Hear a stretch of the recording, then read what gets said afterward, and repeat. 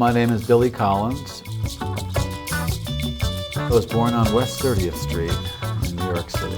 I should point out there's a difference between the me that was autobiographically shaped and the persona that says my poems. My persona New York has had no influence on my persona. Well, it's influenced me, I suppose, just that I grew up in a fairly cosmopolitan, crazy environment. So I guess I'm not too easily impressed by eccentricity, for one thing. Since if you walk down one block in Manhattan, you see, it's like going to the opera. Well, I had a lot of influences as a young person. Obviously, the parents. Probably my father, for his sense of humor. He was a joker. He had a lot of formal jokes, but he also had zingers. These one-liners he had enough zinger for every occasion. And he was a practical joker as well. We don't have time to go into his practical jokes, perhaps, but suffice it to say that the kind of pranks he pulled on office workers, he worked on Wall Street, would today would qualify as psychological harassment. In those days, the practical joke still was, I think, unprosecutable. My mother, more relevantly for her interest in poetry, both my parents were born in 1901, and they lived well into their 90s, both of them. And she was born and raised on a little farm in Ontario, Canada, which is my big claim to ethnicity. I'm half Canadian, I guess.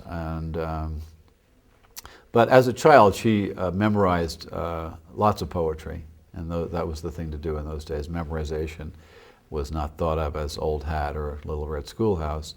So as an adult,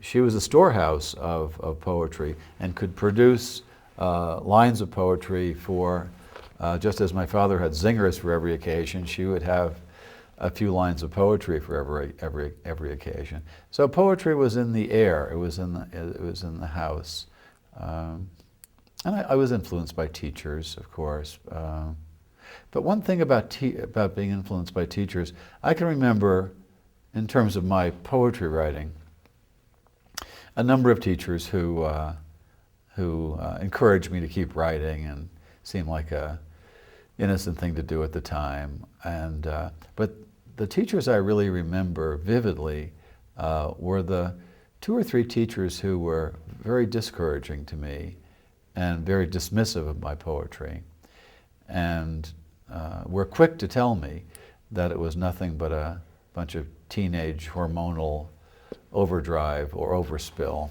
And they might have been right in an aesthetic, literary, critical sense. But they really inspired me to keep writing, to prove them wrong.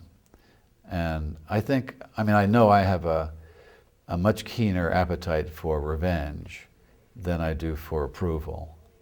So the teachers that approved of me, approval never meant that much to me. I think I got so much from my mother I didn't need outside approval. But if you discouraged me, that would get me going. And when I got a phone call from the Librarian of Congress in 2001 telling me I was Poet Laureate of the United States, I thought of those teachers who discouraged me, and that added a little bit of sugar to the experience. Well, probably Mother Goose, she's the mother of us all. Those are writing poetry or painting or dancing or playing the trumpet, all of these activities that we consider art, for lack of a better name, are really, I think, just extensions of natural childhood activities, childhood desires that are enacted. As children, we are painters, dancers. Just give a kid a flute and he'll start playing it. And writers, all children love rhyme. I think poets are artists who are just people who somehow didn't allow that natural ability in childhood to be killed off by bad teaching, the self-consciousness of adolescence. And a lot goes down the drain because of that.